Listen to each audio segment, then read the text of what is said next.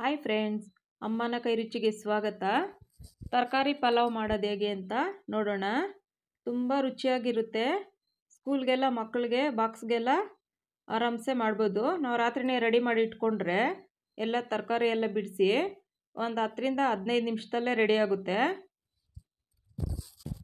ತುಂಬ ರುಚಿ ಇರುತ್ತೆ. ಈಗ ಹೇಗೆ ಮಾಡೋದು ಅಂತ ನೋಡೋಣ.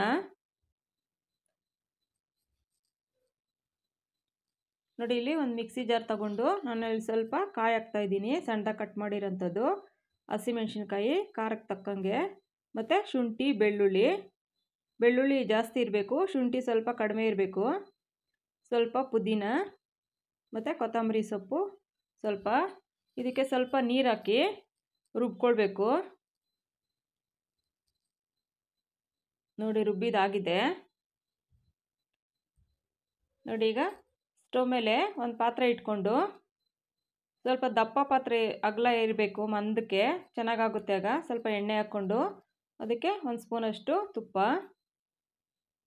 ನೋಡಿ, ಚಕ್ಕೆ, ಲವಂಗ, ಏಲಕ್ಕಿ, ಮರಾಠಿ ಮೊಗ್ಗು, ಅನಾನಸು ಮತ್ತು ಪಲಾವ್ ಎಲೆ ಇದೆ, ಎಲ್ಲ ಎರಡೆರಡು ಹಾಕಿದ್ದೀನಿ. ನೋಡಿ, ಎಣ್ಣೆನಲ್ಲಿ ಸ್ವಲ್ಪ ಈ ಥರ ಫ್ರೈ ಮಾಡಿಕೊಂಡು, ಈಗ ನೋಡಿ ಈರುಳ್ಳಿ 2 ಈರುಳ್ಳಿ ಇದೆ, ಉದ್ದಕ್ಕೆ ಹಚ್ಕೊಂಡಿರೋ ಅಂಥದ್ದು. ಈರುಳ್ಳಿ ಚೆನ್ನಾಗಿ ಫ್ರೈ ಆಗಬೇಕು. ನೋಡಿ, ಈಗ ಸ್ವಲ್ಪ ಕರಿಬೇವು. ಈಗ ಏನು ರುಬ್ಬಿರ್ತೀವಿ ಮಸಾಲ, ಅದನ್ನು ಇದಕ್ಕೆ ಸೇರಿಸ್ಕೊಳ್ಬೇಕು.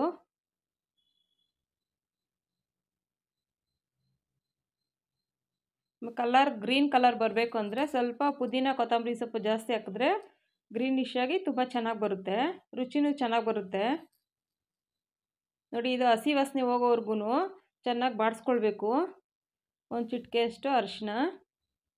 ಇದೆಷ್ಟು ನಾವು ಚೆನ್ನಾಗಿ ಫ್ರೈ ಮಾಡ್ತೀವೋ ಪಲಾವು ತುಂಬ ಚೆನ್ನಾಗಿ ಬರುತ್ತೆ.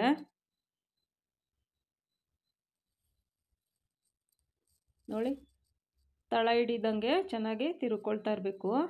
ನೋಡಿ, ಈಗ ಇದಕ್ಕೆ 1 ಟೊಮೊಟೊ ಹಾಕ್ತಾಯಿದ್ದೀನಿ. ಟೊಮೊಟೊ ಹಾಕಿದ ನಂತರ ಈ ಥರ ಸ್ವಲ್ಪ ಫ್ರೈ ಮಾಡ್ಕೊಳ್ಳಿ. ನೋಡಿ, ಬಟಾಣಿ ಇದು ಬೇಯಿಸಿರೋ ಅಂಥದ್ದು, ರಾತ್ರಿ ನೆನೆಸಿಟ್ಟು, ಮತ್ತು ತರಕಾರಿ ನೋಡಿ, ಕ್ಯಾರೆಟು, ಬೀನ್ಸು ಮತ್ತು ನವಿಲುಕೋಸು ಸಣ್ಣದಾಗಿ ಕಟ್ ಮಾಡಿರೋ ಅಂಥದ್ದು. ತರಕಾರಿ ಎಷ್ಟು ಬೇಕಾದರೂ ಹಾಕ್ಕೊಳ್ಬೋದು, ತಿನ್ನೋ ಇಷ್ಟ ಇದ್ದರೆ. ನೋಡಿ, ಇದರಲ್ಲೇ ಈ ಮಸಾಲನಲ್ಲೇ ಚೆನ್ನಾಗಿ ಮಿಕ್ಸ್ ಮಾಡಿಕೊಂಡು, ಈಗ ಅದಕ್ಕೆ ಸ್ವಲ್ಪ ಉಪ್ಪು ಹಾಕಿದ್ರೆ ಚೆನ್ನಾಗಿ ಉಪ್ಪು ಹಿಡಿಯುತ್ತೆ. ಸ್ವಲ್ಪ ಹಾಕ್ಕೊಂಡಿದ್ದೀನಿ, ಕೊನೆಯಲ್ಲಿ ಟೇಸ್ಟ್ ನೋಡಿಕೊಂಡು ಇನ್ನೊಂದು ಸ್ವಲ್ಪ ಹಾಕ್ಕೊಂಡ್ರೆ ಸರೋಗುತ್ತೆ. ನೋಡಿ, ಎಲ್ಲ ಸಾಫ್ಟ್ ಆಗಿದೆ. ಚೆನ್ನಾಗಿ ಕುದಿಸ್ಬೇಕು, ಅದು ತರಕಾರಿನೂ ಬೇಯಬೇಕು, ಆ ಮಸಾಲೆ ಹಸಿ ವಾಸನೆನೂ ಹೋಗಬೇಕು.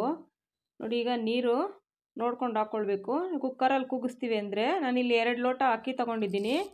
ಬಾಸುಮತಿ ರೈಸು ಮತ್ತು ಸೋನಾ ಮಸೂರಿ 2 ಮಿಕ್ಸು. 2 ಲೋಟಕ್ಕೆ 4 ಲೋಟ ನೀರು ಹಾಕಬೇಕು ಕುಕ್ಕರಲ್ಲಿ ಕೂಗ್ಸಂಗಿದ್ರೆ. ನೋಡಿ, ನಾನು ಟೇಸ್ಟ್ಗೆ ಸ್ವಲ್ಪ ಉಪ್ಪು ಹಾಕಿದ್ದೀನಿ.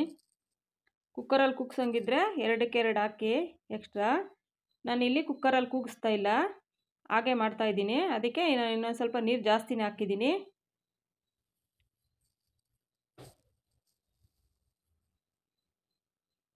ನೋಡಿ, ಈ ಥರ ಕೈ ಆಡಿಸಿ ಸ್ವಲ್ಪ, ನಾನಿಲ್ಲ ಅರ್ಧ ನಿಂಬೆಹಣ್ಣು ಹಾಕ್ತಾಯಿದ್ದೀನಿ. ಉದುರು ಬರುತ್ತೆ, ಸ್ವಲ್ಪ ಟೇಸ್ಟು ಚೆನ್ನಾಗಾಗುತ್ತೆ.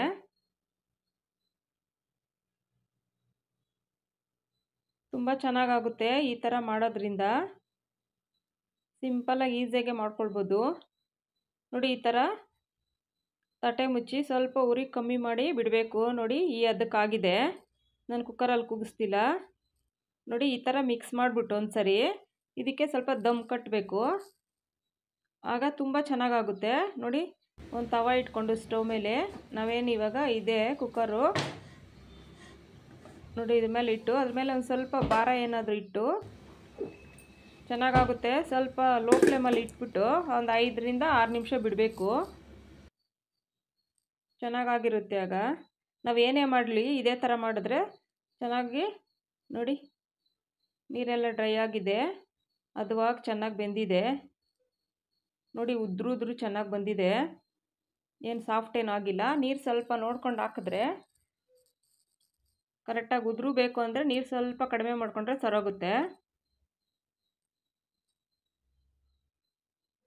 ರುಚಿ ಅಂತೂ ತುಂಬಾ ಚೆನ್ನಾಗಿದೆ. ಈ ಮೆಥಡಲ್ಲಿ ಒಂದ್ಸರಿ ಟ್ರೈ ಮಾಡಿ ನೋಡಿ. ಫ್ರೆಂಡ್ಸ್, ನನ್ನ ವಿಡಿಯೋ ಮೊದಲನೇ ಬಾರಿ ನೋಡ್ತಿದ್ರೆ ಸಬ್ಸ್ಕ್ರೈಬ್ ಮಾಡಿ, ಶೇರ್ ಮಾಡಿ, ಲೈಕ್ ಮಾಡಿ.